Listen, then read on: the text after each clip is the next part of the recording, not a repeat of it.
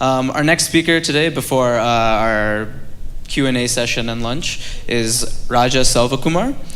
RajaSelvakumar graduated from MIT this year with a bachelor's in chemical engineering and is currently pursuing a master's of chemical engineering at University of California, Berkeley.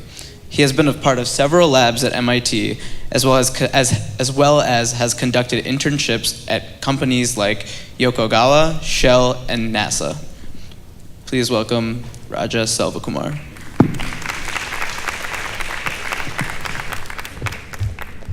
All right, so good morning. I realize that I'm the last thing between you and the Q&A session and lunch, so I'll try to make this as quick and exciting as possible. So my name is RajaSelvakumar. I just graduated from MIT this year. Before I get started about me, I just wanted to give another round of applause to everyone who's presented so far. I mean, like when I first heard about the event, I didn't realize that it would be so impressive. From Stanley's speech to Sean's presentation, and then also learning about the University of Iowa, I was really impressed. So I don't actually have a PowerPoint presentation for you today, because what I wanted to do is share with the students specifically how you can present yourself as a marketable product for the future, right? So we've talked about how sometimes it's more than just preparing yourself for college. You want to prepare yourself for life. And so what I did was I came up with kind of 10 commandments of high school through my experiences. So I thought I'd share that with you. So the first one is I want to talk about being passionate. Okay, so this is a word that's kind of one of those buzzwords that's thrown around a lot, right? Being passionate. What does being passionate really mean, right? So, like we said, and like has been mentioned, right? Sometimes you don't know what you're passionate about. You have some interests, you're part of some activities, but you don't know what is that one thing that drives you the most, right? So, to that, I would say it is important to figure that out, right? And I would say being passionate is more about being passionate in everything you do, not just towards your academic success, but also in your personal life. So one example I can give you is when I was in high school, I wasn't very interested in many things. I mean, I was part of a lot of activities, but I wasn't really particularly passionate about any one of them. What I did know is I wanted to go to MIT. That's the only thing I knew. I didn't know how to get there, but I knew that was the destination. So I used that as my passion. And what I mean by that is, even in my high school soccer tryouts, I was running to the cadence of MIT, MIT. It sounds crazy, I know. And if you meet a lot of MIT people, we are a little, but that's expected. And also, when I was reading, one of my favorite books is called Name of the Wind. I don't know if people are interested in books. Good book, yes. So that book reminded me a lot of MIT, and I portrayed myself in the main character's position, and imagined that I would be at MIT. So I would say being passionate is about having an attainable target, and then from there figuring out, okay, I need to be consumed by this thing. It needs to be in literally every breath I have. And when you start from that, it will take you places. Commandment number 2 is to become a leader. Becoming a leader, right? So what does that mean? I'll tell you an interesting story. So as a kid, I had terrible stage fright. Actually, it was so bad that I think for one of the, when I was early on, I was reenacting the Three Little Pigs, and it was one of those things where I definitely did not want to do it, but my parents, made me do it, and we'll get into that later on. But I said, all right, I will do it and I was talking to my dad. I said, Dad, if you come up here and act as the big bad wolf with me. And my dad is also not a very stage happy person. So to convince him to do this and have me do that. So those experiences built me up to, I'm standing here and speaking in front of all of you all today. So tying that into being a leader, right? So also it's about being a leader in everything you do. So not necessarily it doesn't necessarily have to be with the titles, right?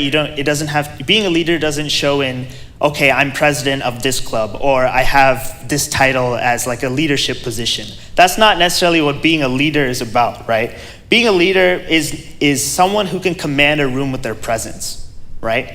Even Abraham Lincoln, right, the Illinois state's favorite son, is a leader of the free world, but he wasn't, when he was growing up, he was very humble, starting from like grassroots type of man. So understanding like that being a leader is not necessarily, that you have that title is an important characteristic. And my third commandment is kind of tied with that, is to be a follower, right? So you must be thinking, okay, he just told me to be a leader. Why should I also be a follower, right? Sometimes it's important for you to follow before you can lead, right? Sometimes we don't have the tools that you have ready to lead, right? So even now, right, for myself, I'm I'm also not from around this area. I'm doing an internship at PepsiCo this summer, and I'm originally from Atlanta, so this area is new to me. So I'm here for PepsiCo, and it's a new environment, new employees, and I'm an intern, right? So usually interns have kind of the lowest of positions, and you have to work your way up to get to where you want to be eventually. So I learned to follow, right? Even though in high school and in college, there were many instances where I was a leader. So understanding when you need to listen to others and take that information and become a better version of themselves, right? So some examples I have is like, are there any basketball fans here? So like Kobe Bryant, right? And Michael Jordan, right? Kobe Bryant imitated, supposedly, a lot of Michael Jordan's moves, but then he took it and formed it in his own image, right? And likewise, what was another thing I have?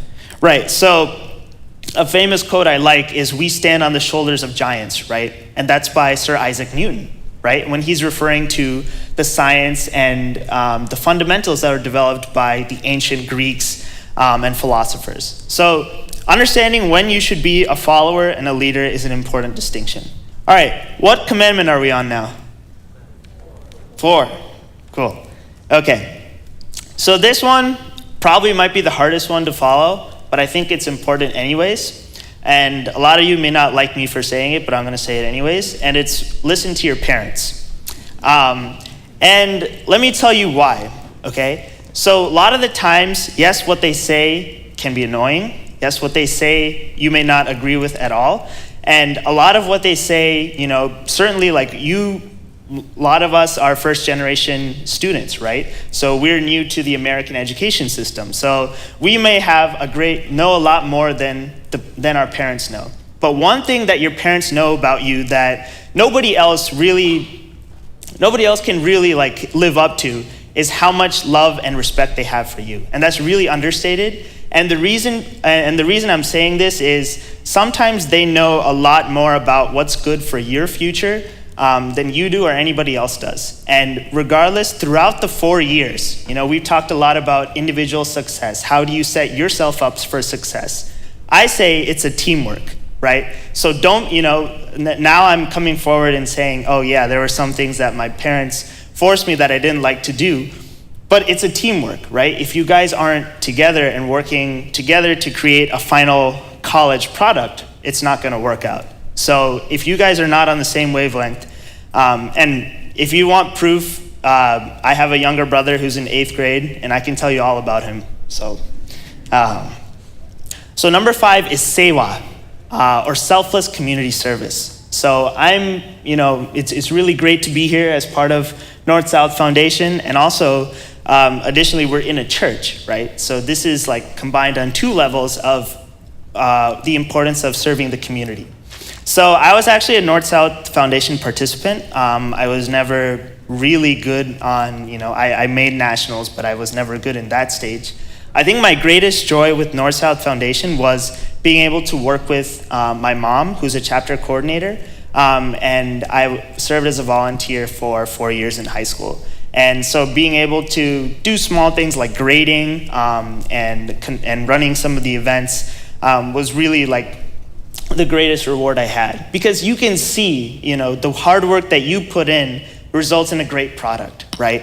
And so more than just for the college applications, volunteering and community service is something that sets you up for life.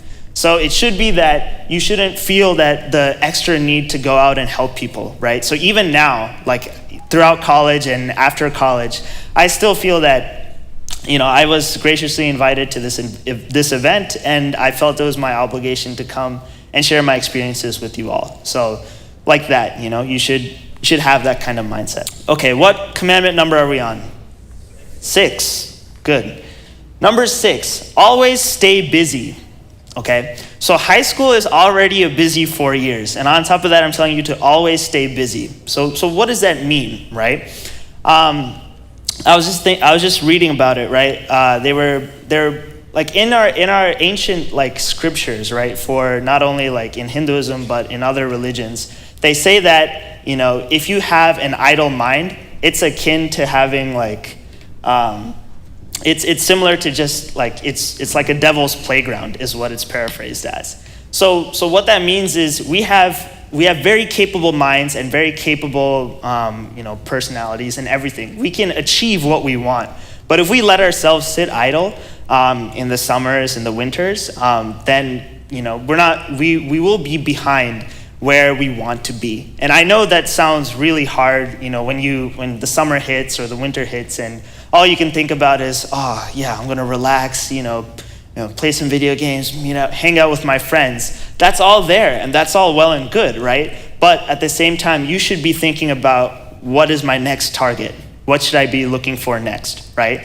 And for you guys, that's a great testament for you being here today that you are doing that. So kudos to you for coming today and being part of this event, because these types of things are what keep moving you forward. All right. Number 7, take a hold of each and every opportunity you get, right? So one time at an NSF competition, a parent had asked me, is it all worth it? Putting our kids in all these B's, like especially the spelling bee, right? What is the need to force Indian kids to learn, to participate so fervently in American spelling bees? What is the point, right? So I can't give you an answer right away, to be honest. I will tell you that later on in your life, it will come back and help you. I can guarantee you that. And an example of that is, so in high school, I was part of the band. And this was also something that over time I didn't really want to do in terms of playing music along with, high school is already busy as is, right? I was like, I don't really want to play the trumpet. But now, after I went to college, I realized college is a really fun but also scary place, because you have a lot of time to kind of paint your own picture, right? You can do whatever activities, choose whatever success you want, right? But it's up to you to decide what that is. So what I find is that a lot of kids and a lot of people go back to their high school and middle school roots to figure out what they were doing, to figure out what they should do, okay? And so as a result of that, I got into Senegalese drumming, right? So yes, these two things aren't necessarily connected, like trumpet and drumming, right? But at least it's the idea that I recognize that music is an important part of my life. So like that, whatever it is, it will play a role for you later on in your life. Home stretch. This is commandment number 8. Reach out for help when you need it. And this is important in high school, middle school too now, because as the years go on and the college application process gets harder and more selective, the stress that you guys face is pretty heavy and quite underrated, to be honest. You guys already have a lot of classwork that you need to keep aware of, but also your extracurriculars and being engaged as a student, as a person. When you need help, what I want you to know is that, you've heard a lot of us speak today. There will be a panel, we'll be outside, you can come talk to us. But know that other people have also experienced this journey before you. So don't be afraid to reach out to help at any part of the process. If we don't, if whoever you ask doesn't know the answer, at least they can try to get you help to figure out who you can ask. All right, last 2. Number 9. be morally upright.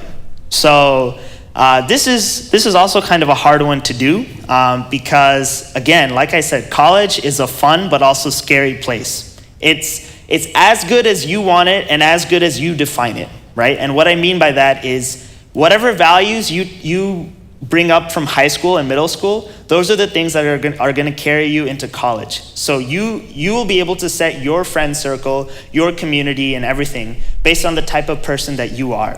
And so if you keep those values with you and take those and whatever it is, it could be every small thing as being a neat freak, right? So for example, like today morning, there was a wrinkle on my shirt that I couldn't get rid of for 5 minutes, right? And so I had to keep ironing it because this was what was ingrained into me as a kid. And then I picked that up as something that I value. And nobody's gonna care, right? If I tell you, you're not gonna know where the wrinkle is. But for me, it matters. And that's what matters, right? Okay, last one. Home stretch. This is commandment number 8. Reach out for help when you need it. And this is important in high school, middle school too now, because as the years go on and the college application process gets harder and more selective, the stress that you guys face is pretty heavy and quite underrated, to be honest.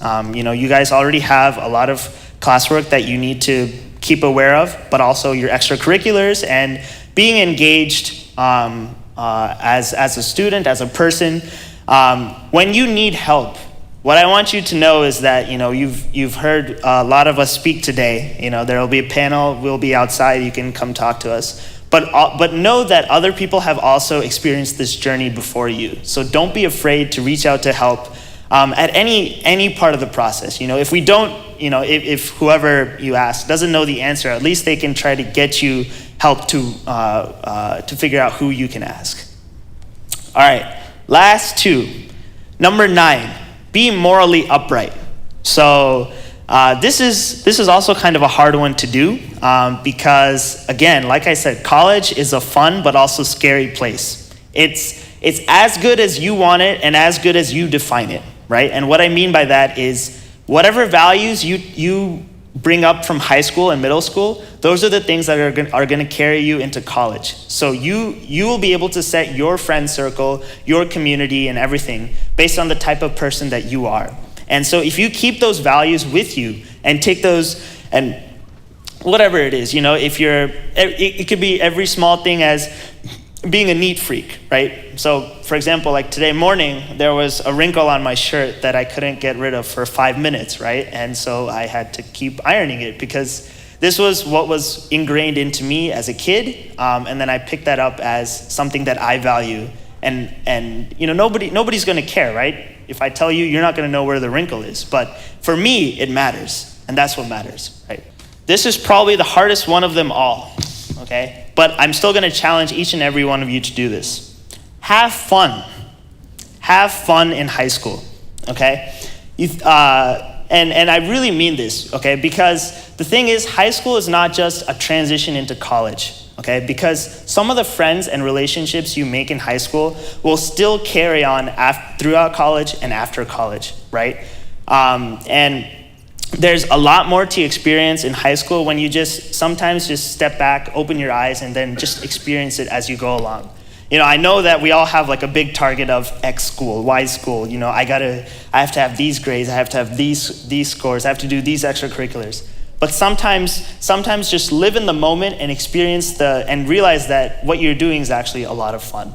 So with that, I'd like to thank you. My name is RajaSelvakumar. I'll be outside. You can come talk to me. And thank you for having me.